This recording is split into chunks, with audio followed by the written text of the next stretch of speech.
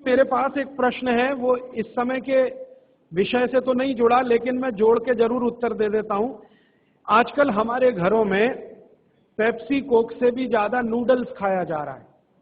Pepsi Coke कम हुआ है पिछले 2-3 साल में, अच्छा हुआ, नूडल्स खाया जा रहा है। तो नूडल्स के बारे में आपको एक जानकारी दे दूं कि सबसे खराब वस्तु अगर खाने की कोई हो सकती है, कचरे में कचरा, तो वो यही है नूडल्स। एक तो मैदे की है, ऊपर से सड़ा हुआ है। 6-7 दिन मैदे को सड़ा के रखा जाए तब नूडल्स तैयार होता है।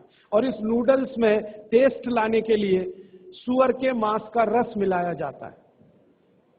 बिना उसके नूडल्स बन ही नहीं सकता। जो मैगी है ना, मैगी या कोई भी नूडल्स, सुअर के मांस का रस, सड़ा हुआ मैदा, 6-6 दिन पुराना, उससे तैयार हुआ है। अब आप तय कर लो खाना है या नहीं खाना। एक प्रश्न है होती है, तो ये भी इनके क्वालिटी का बहुत बड़ा भ्रम है। लोगों को बहुत बड़ा भ्रम ये हो गया है कि विदेशी कंपनियों के माल में क्वालिटी ज्यादा है, इसलिए लोग उसे खरीदते हैं। मैं आपको कई विदेशी कंपनियों के माल की केमिकल एनालिसिस रिपोर्ट प्रस्तुत कर सकता हूं, जो हमने लेबोरेटरी चेक कराया, कोई क्वालिटी नहीं है उनके माल। घटिया से घटिया क्वालिटी का माल वो बेच रहे हैं। मैं नाम लेके बताऊं, एक अमेरिकन कंपनी है जिसका नाम है कॉलगेट पामोलिव, टूथपेस्ट बेचती है। मैं लोगों से बहुत बार पूछता हूं, आप कॉलगेट का टूथपेस्ट क्यों करते हैं? तो सब एक ही स्वर में कहते हैं इसमें क्वालिटी है। तो फिर मैं पूछता हूं अच्छा क्या क्वालिटी है? तो कहते हैं इसमें झाग बहुत बनता है। तो फिर मैं कहता हूं झाग तो रिन में भी बनता है, एरियल में भी बनता है। झाग तो शेविंग क्रीम में सबसे ज्यादा बनता है, तो शेविंग क्रीम से ही दांत साफ कर लिया करो अगर झाग ही चाहिए तुम्हें। ये पढ़े लिखे मूर्खों के उत्तर हैं। बिना पढ़ा लिखा आदमी ऐसा उत्तर नहीं देगा।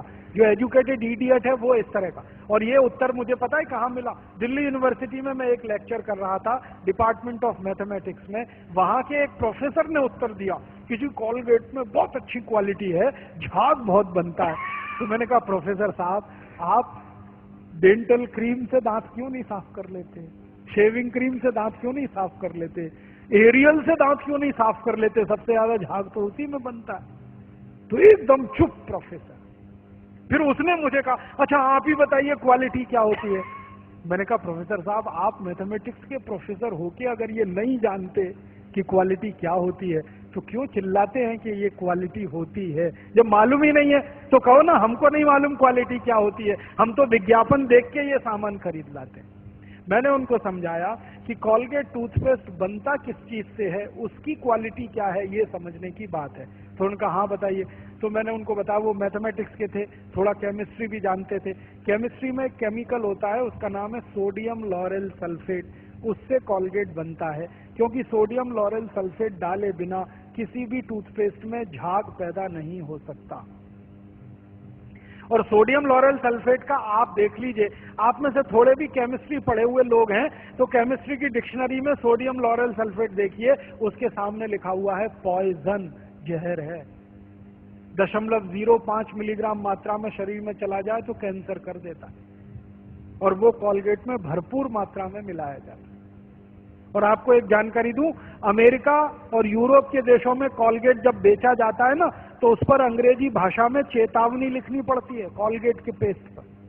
जैसे भारत में सिगरेट के पैकेट पर लिखा रहता है ना, सिगरेट पीना स्वास्थ्य के लिए हानिकारक है, वैसे अमेरिका और यूरोप में कॉलगेट के डिब्बे पर लिखा रहता है कॉलगेट करना स्वास्थ्य के लिए हानिकारक है। लिखते अंग्रेजी में है, मैं बताता हूं वो क्या लिखते हैं। वो 3 वाक्य लिखते हैं। पहला लिखते हैं Colgate is injurious to health, स्वास्थ्य के लिए खतरनाक है।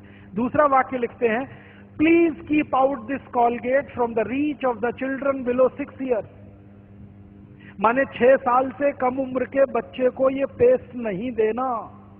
क्यों? बच्चे चाट लेते हैं उसको, और उसमें कैंसर करने वाला केमिकल है, इसलिए कहते हैं बच्चों को नहीं देना ये टूथपेस्ट। फिर आगे के सेंटेंस में लिखते हैं in case of accidental injection please contact immediately poison control centre, माने गलती से किसी बच्चे ने कॉलगेट कर लिया तो तुरंत हॉस्पिटल लेके जाना उसको, इतना खतरनाक है।